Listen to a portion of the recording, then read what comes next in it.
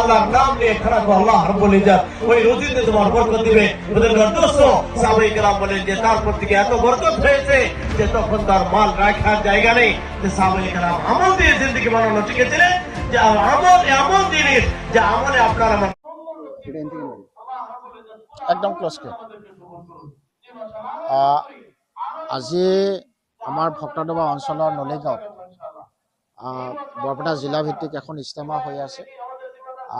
11 তাৰিখৰ পৰা 13 তাৰিখলৈকে ইজতেমা। অহাকালি অৰ্থাৎ 13 তাৰিখে দিনৰ বেলাত আখিৰি মুনাজাত হ'ব।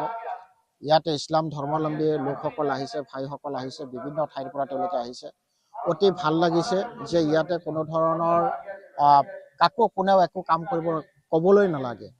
সুন্দৰভাৱে যাৰ সন্মুখত যি পৰিছে কামখিনি কৰি আছে আৰু এটা পৰিপাটিকে ইয়াতে ধুনীয়াকৈ সুন্দৰভাৱে ইয়াতে কামখিনি হৈ আছে। আৰু যিসকল আমাৰ উলেমা আহিছে তেওঁলোকৰ বক্তব্য ৰাখি আছে।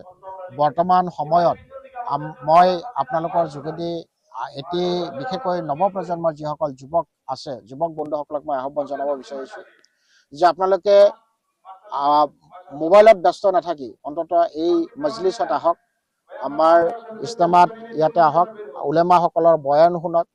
বয়ান শুনিলে নিশ্চয় আপোনালোকে বিপথে পৰিচালিত হৈ আছে, হয়তো এতিয়া আপোনালোকে এটা সঠিক পথত আপোনালোকে পৰিচালিত হ'ব পাৰিব।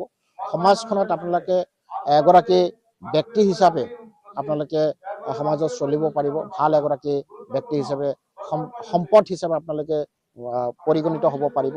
সেইখিনি আহ্বান ৰাখিছোঁ।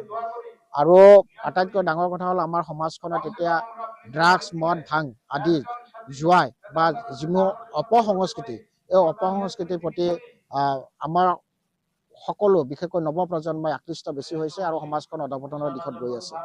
গতিকে মই যুৱ প্ৰজন্মক আহ্বান জনাওঁ যে অপসংস্কৃতিৰ পৰা আমি ইছলামৰ নীতি নিৰ্দেশনা, হাদিছ কুৰাণৰ যিখিনি নীতি নিৰ্দেশনা সেইখিনি মানি আমি যাতে সমাজত সুপৰিচালিত হৈ সমাজখনক সুপৰিচালিত কৰিব পাৰি, আমাৰ নৱপ্ৰজন্মক আমি যাতে সুপৰিচালিত কৰিব পাৰি, আমি বিভিন্ন জাতি জনগোষ্ঠীৰ মাজত একেলগে ঐক্যবদ্ধভাৱে শান্তি সম্প্ৰীতি ভাতৃত্ববোধেৰে আমি যাতে চলিব পাৰোঁ, সেইখিনি জ্ঞান আহৰণৰ কাৰণে আপোনালোকে ইজতেমালৈ আহক। ইজতেমাত আহি আপোনালোকে অংশগ্ৰহণ কৰক।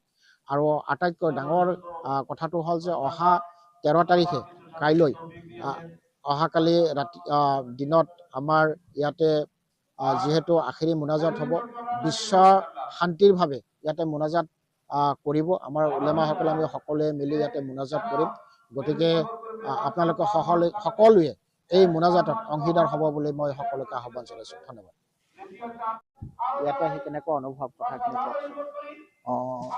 ইয়াত অহা মানে আমাৰ এই ধৰ্মীয় অনুষ্ঠান ইজতেমাত মোৰ এনেকুৱা ভাল লাগিছে।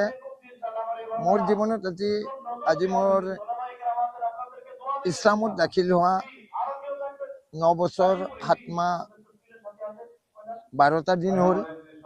সকলো ধৰ্মভাৱতকৈ আমাৰ ইয়াত মোৰ বেছি ভাল লাগিছে আৰু এইকাৰণে মোৰ ভাল লাগিছে আৰু খুব মই খুচি।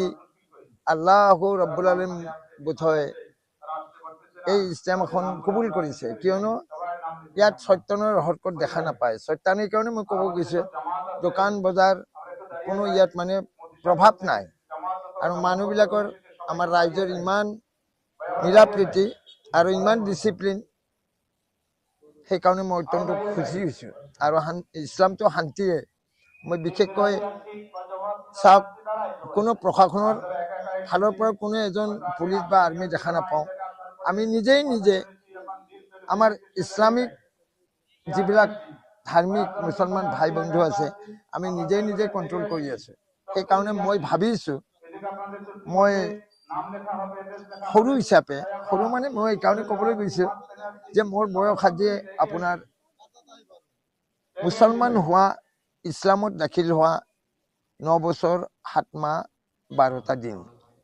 যে ইমান ডিচিপ্লিন, ইমান সুন্দৰ, ইমান শান্তি মোৰ জীৱনত মই পোৱা নাছিলোঁ আৰু বৰ্তমানো পোৱা নাই।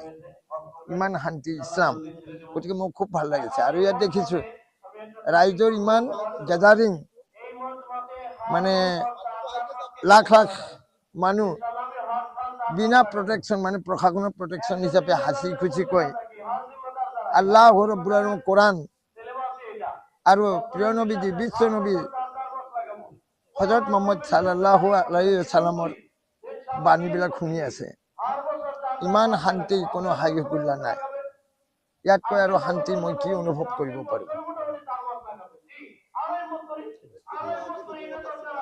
মুখতো দেখো, হ'ব।